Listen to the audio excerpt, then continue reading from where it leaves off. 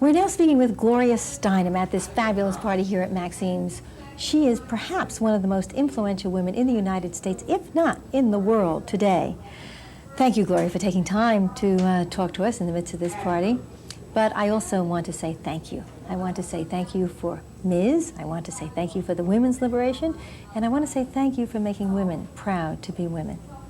That's very nice, but you know, it's kind of a contagion. I mean, we all, those of us who get to be recognizable part of it, it's sort of an accident because it's something that millions of women are doing.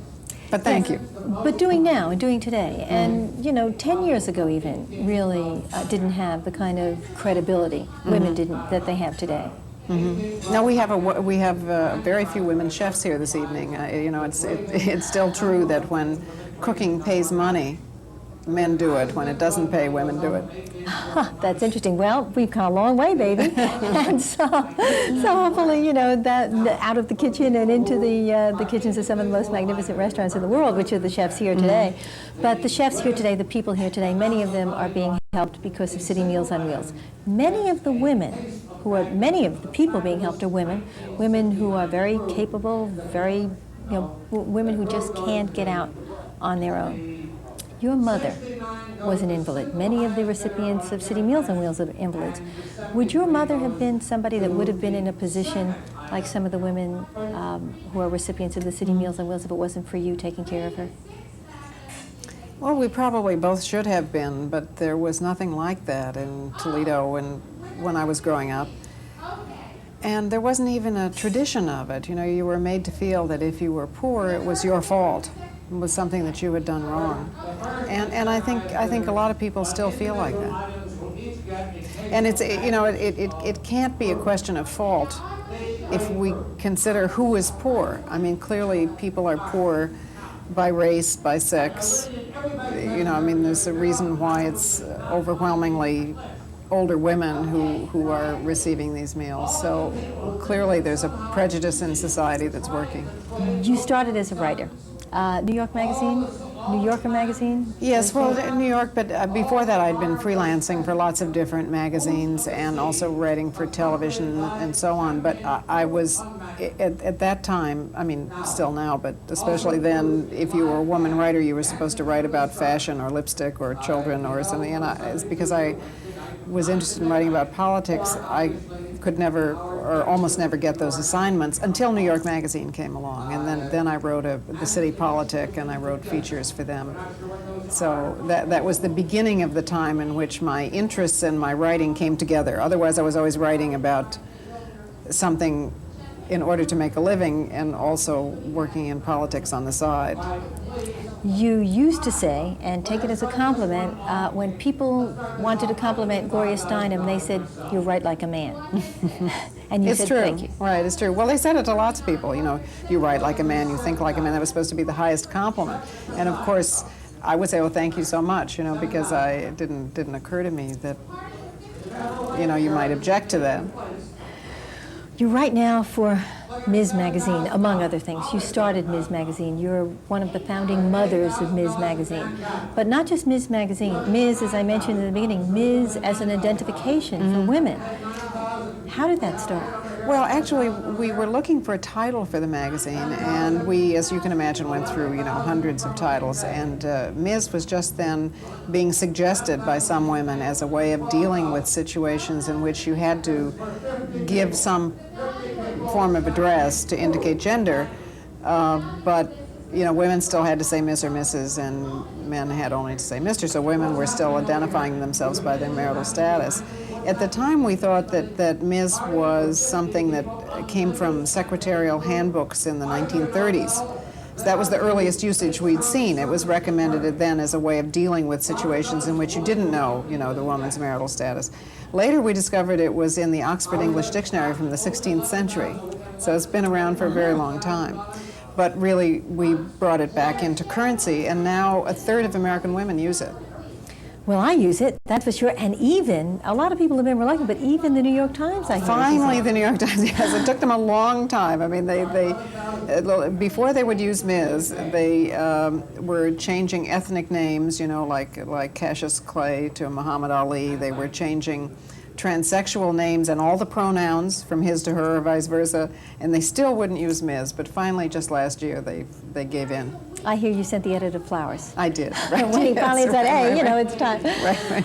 You have written a book about Marilyn Monroe. Matter of fact, I bought the book, and it's a big book, expensive book, but also wonderfully written. Why Marilyn Monroe? Well, I had written about her once in 1972 for Ms. Magazine. That was the 10th anniversary of her death, and I was kind of haunted by who she might have been, or would she have been helped if she had lived in a slightly different time, because then we were beginning to realize that we'd all been called upon to play, or most of us have been called upon to play a particular kind of role, almost a female impersonator kind of role, and that probably there was a different person inside her just as there was a different person inside all of us.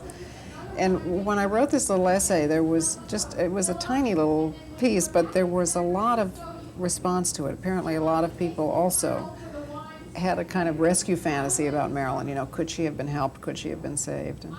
And I remembered that. So when the editor at Holt, Dick Seaver, called me and said that he had unpublished photographs of Marilyn from her last summer alive, and would I write the text? I mean, he was saying, well, it's time for a woman to write about Marilyn because the other major books had all been by men, which, you know, I certainly agreed with, but I remembered the response to this other piece, and also that I was still curious. I mean, I had not found out who Norma Jean, which was her real name, who was the Norma Jean inside this creation, you know, whom we knew as Marilyn. So it got to be a kind of detective story for me. I got hooked.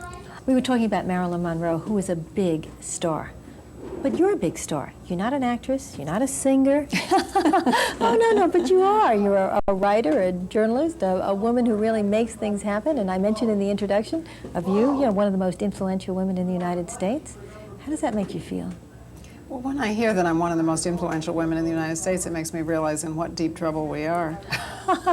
Because, I mean, I have some power to persuade, you know, because I can write or I can speak or whatever, but I don't have power in the way that we think of power, that is, power to make things happen. Well, but you have made things happen. I mean, we yeah, are but just only out of, you know, I mean, and I'm comfortable. I mean, I think everybody should have this kind of power, not the power to make people do things. But the fact is that when we speak of power, we generally believe that it's power to make something happen. I and many others, you know, in the press or women or whatever, I mean, we have the power to protest and persuade. But it's a secondary power. That is, we can only make something happen if we persuade someone else to do it. It's not a primary power. yes, but then you do persuade them, so it does happen, and that is a lot of power.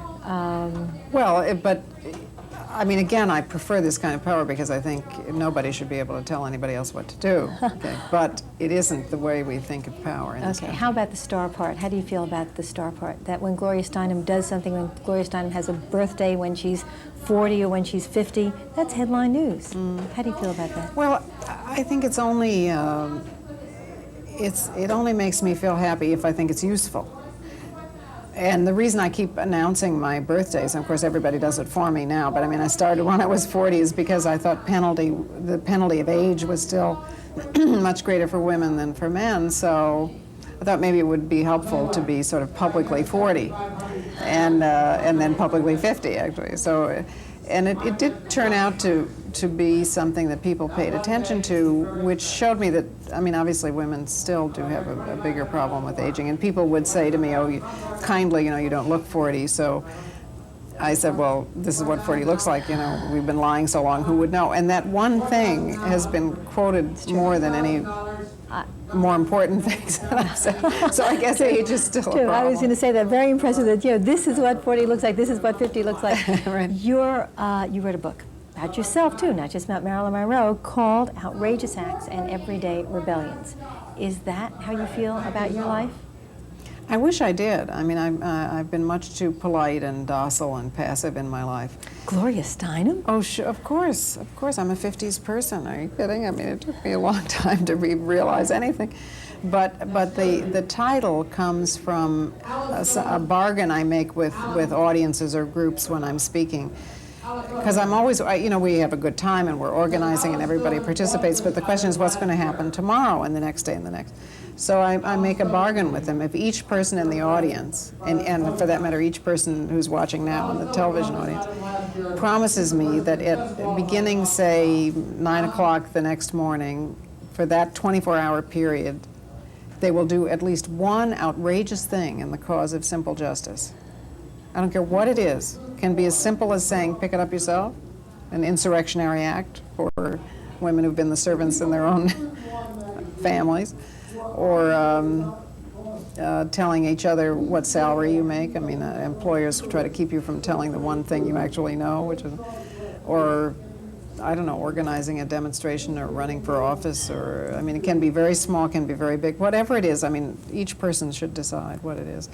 But if each one promises that they will do this outrageous thing, then I will do an outrageous thing too.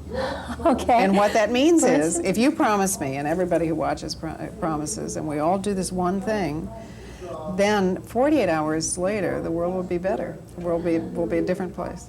Okay, if I promise to do an outrageous thing tomorrow, will you promise and come back and be a guest on my show another time where we can do a whole show together? Yes, that's not outrageous enough, but we can do that too.